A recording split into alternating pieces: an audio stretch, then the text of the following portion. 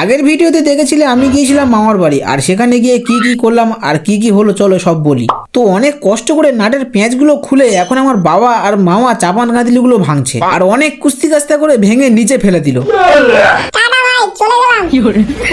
কি আর বলবো, আমরা ঘর খুলে দিচ্ছি বলে ইয়ে আবার মন খারাপ করে পড়ে আছে।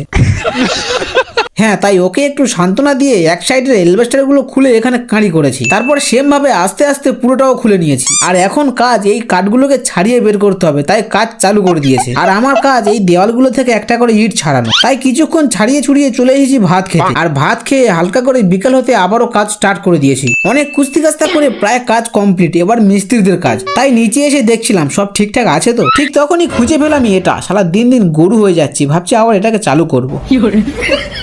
হ্যাঁ, তারপর সন্ধ্যা হতে আমরা যাচ্ছি ঘরে। একদম 520 ডিগ্রি স্পিডে গাড়ি চালিয়ে ঘরেও চলে এসেছি। আর এবারে আমাকে এই রাতের বেলায় চান করতে হবে, না হলে আজকে রাতের ঘুম শেষ। তাই হালকা করে চানটাও সেরে নিলাম। তো চলো, ভিডিওটা এতটুকুই ছিল। উফ শালা কি ঠান্ডা রে।